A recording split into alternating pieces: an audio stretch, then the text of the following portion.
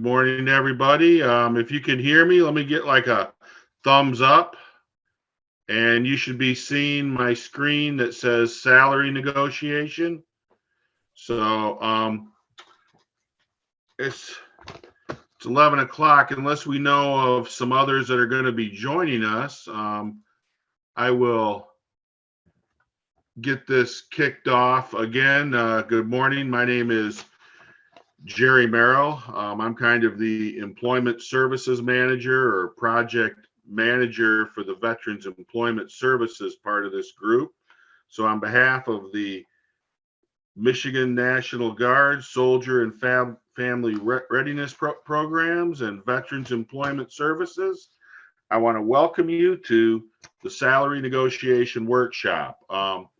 Kendall is having her laptop re-imaged and looks like it's still going on. So I'm going to kind of kick off.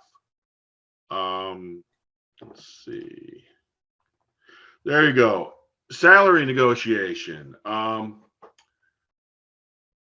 good point on why.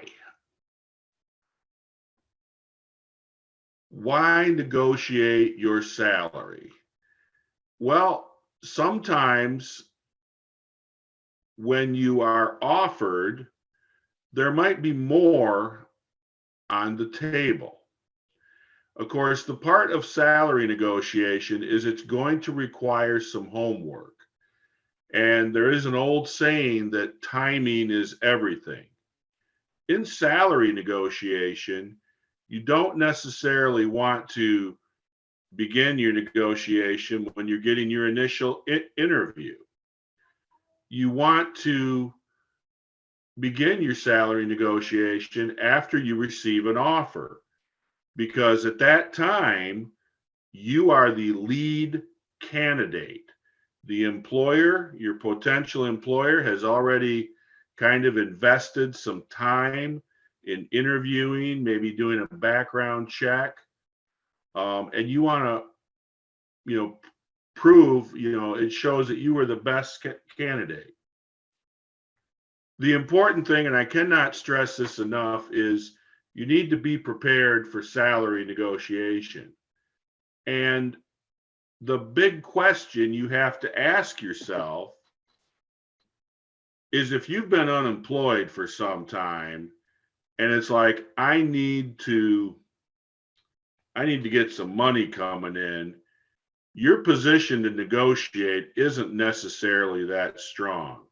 I'm not saying that rules out negotiating for salary, but the best time is maybe when you're looking to make a planned career change, and you could ask yourself, am I in a position to walk away from this offer?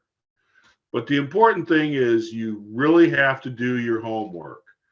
And on the slide, it's basically determine what you have to offer. What do you bring to the organization? And of course, the entire compensation. What are some of the non-economics? And some companies, there's opportunities for telecommuting. They may provide you with a company car. They may have a child care credit. These are all things that are part of your compensation and benefits. And of course, your education, skills, experience, where you feel you are in your career level. And the important thing is location, because depending on where you are, the cost of living and what the current going rate is. So this next slide is going to show you some tools that you can use to research. And, a lot of them will give maybe a national average on the Michigan labor market information. It has it for specific areas. Remember that, while 100,000 a year sounds like a great salary, but if you're in New York, San Francisco, Hawaii, an area where the cost of living is high, that's not really a whole lot of money at the end of the day. So the important thing is in salary negotiation is you've got to do some preparation before, knowing what the market is for that particular area. And again, Indeed, salary.com, and there are others. The next step you're going to want to do, and again, this would be perhaps the second, possibly the third interview, is where your negotiation is going to come in. When you have been identified as you are kind of the preferred candidate, you want to be able to answer the quick question, well, why do you feel you deserve a higher salary than what we're offering? What's so special about you? And this is where you want to be able, and again, the slide gives examples with your previous positions, experience, certification. And again, this is something that, depending on where you feel your ability is, practice,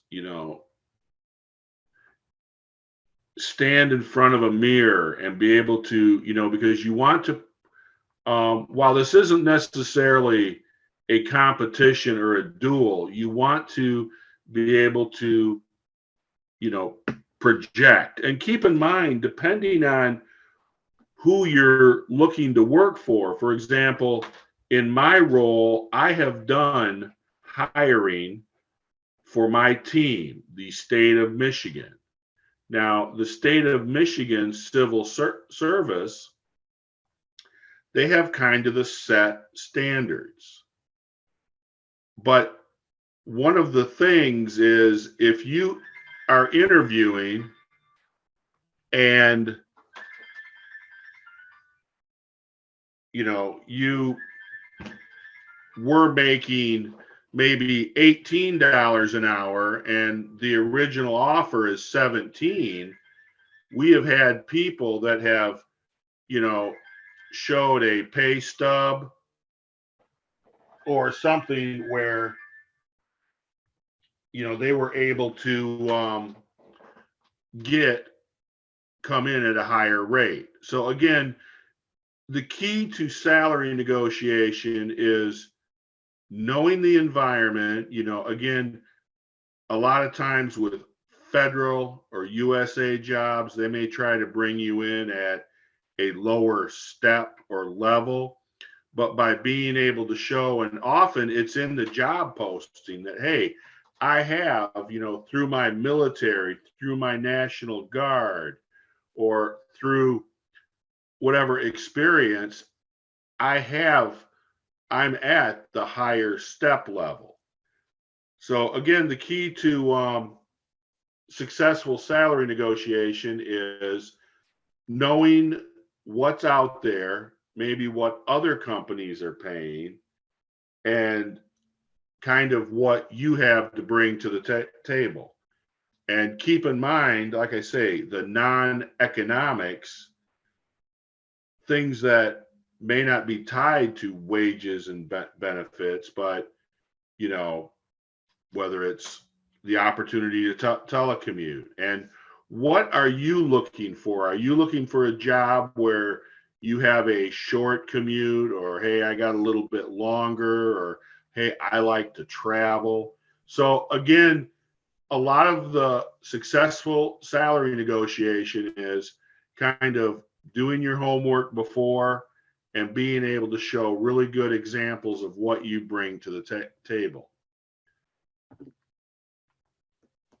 And again, how to discuss. In this interesting world we live in, you may be on a Zoom or a Teams call. I have sat on a couple of interview panels that were virtual. I'm not a fan, but it is it is one of the options that is kind of the new normal. So making sure, okay, my background looks good, I got a good connection. Some of you may have heard my work phone ringing, making sure you've got no distractions. So you're in a, you're kind of in your best environment. It could be in person. More and more we are doing in person meetings and conferences. I had a great in person meeting with Tim and Tina and ran into my old boss. I mean, it was great being in person because you can kind of see facial expressions and kind of have good dialogue.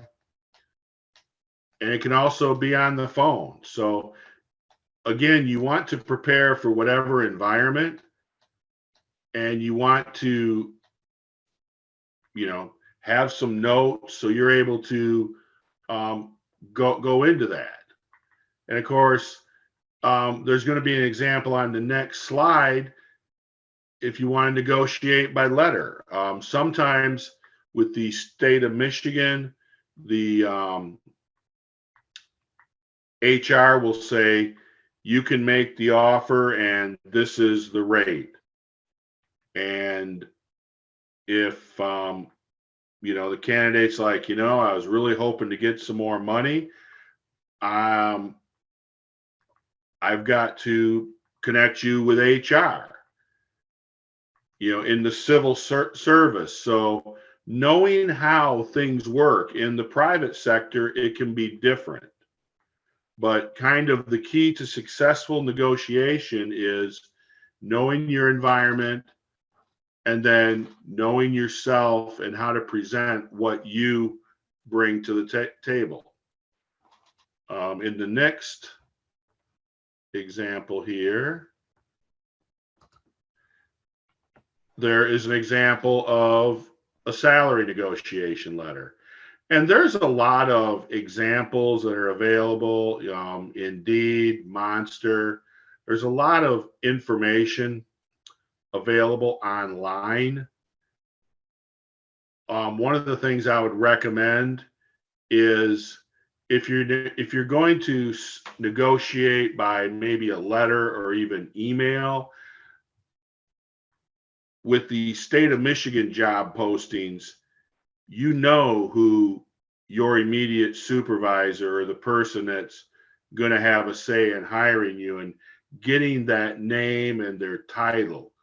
And often you can get that. Or if you don't know, hey, I would like to, send an email and kind of negotiate on my salary. Who do I send it to? What do you do when you get mail to the resident of, or to whom it may concern? You're automatically tuned out. So this is kind of a good example.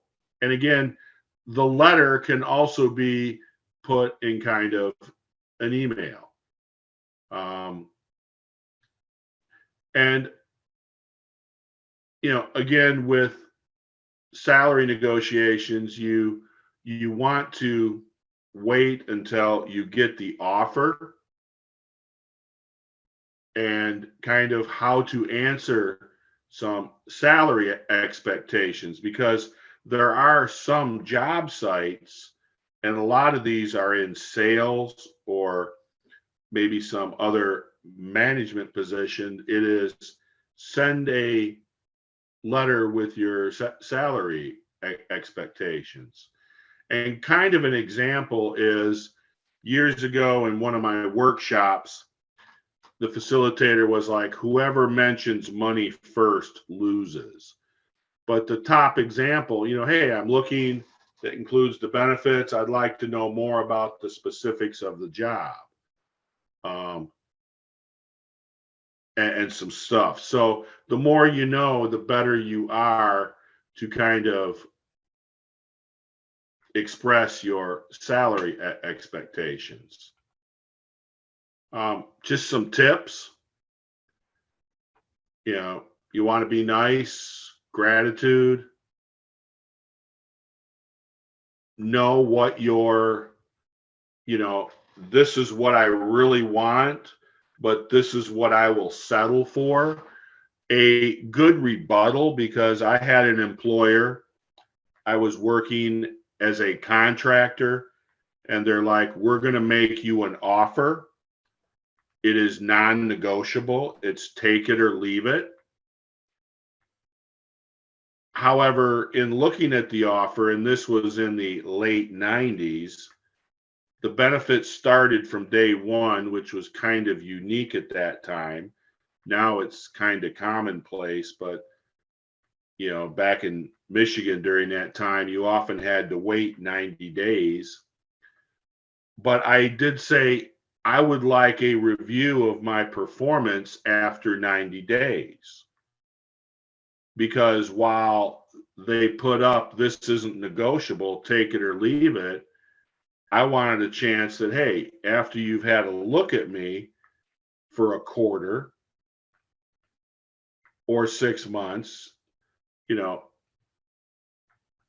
let's explore that again. So, and again, you want to be prepared for tough questions. Why should I pay you more? And you want to definitely express what you're bringing to the table. And of course, you need to be flexible. And before accepting the offer, and one of Kendall's points is, never accept their first offer, because you can make a counter offer. But, if you don't have to take the job, you're in a better position to negotiate because you could turn down the offer. Now, keep in mind that once you're selected as the lead candidate, you're our person. We like you. The employer has put a lot of time and effort and money. Do they really want to repost the position? So, and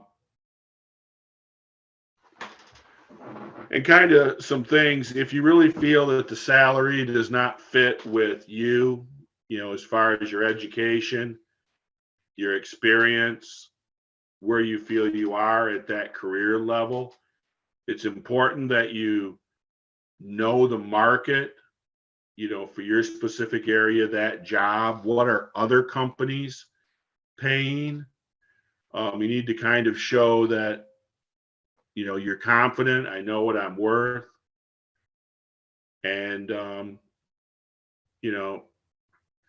don't be intimidated. And, it may not be a good fit. So that kind of concludes. Again, I had a good conversation with Kendall. She was hoping that her laptop would be re-imaged or she'd be able to join us. But that's the thing about being a good team is we all work together. So I'm going to stop the share and I'm going to pop on my camera. And is there any questions? Feel free to unmute your mic and throw up a question. I did see something in the chat, and this is good. If you're a veteran, the soldier family readiness, we got a couple phone numbers. So any questions out there? I just have a comment, Jerry. This is Tim. Yep. What you're saying about the state, where a lot of them are pretty well, hey, this is the pay grade, this is the step level or whatever for the position. Federal positions are kind of the same way. And I was in the federal system for quite a while before I realized that you can still negotiate even with the federal jobs. If you have a certain set of skills or something you think is above and beyond, what they're expecting from the position, you can negotiate even at the federal job level for a higher, maybe come in at a higher step increase or something like that. So a lot of people may not be aware of that. That is correct, because I had a candidate that really, the posting was coming in at a ESI 9, but they had had some experience working with one of our partners and really were hitting a lot of the expectations of the 10, and they were able to kind of, with an example of their pay stub and some examples of that, their HR brought them in, not necessarily at the 10, but they brought them in at a higher part of that. So the whole thing, and a good thing to remember, is if you don't ask, the answer is no. If you ask, the answer could be yes, it could be maybe, or again, it could be no. But the key to successful negotiation is knowing what others are paying, and then being able to project and show that your worth and your value, and you never know. So again, I want to thank everybody. We are going to be having, I'm going to be getting the link out to Tim and Tina for the recording of this workshop, in case there were some folks that got pulled into something else. This is available on our YouTube channel. We've also got some exciting tips of the day, and I'm going to be getting those links hopefully by the end of the week, which kind of will expand on certain pieces of the presentation. So if there's no further questions, I will let everybody have almost a little over 30 minutes of your lunch hour back, or early. So again, I want to thank everybody. So Thanks, Jerry, for stepping in for Yep. kind of. Well, no problem. So let me check the chat. No further questions. Okay, everyone have a great day.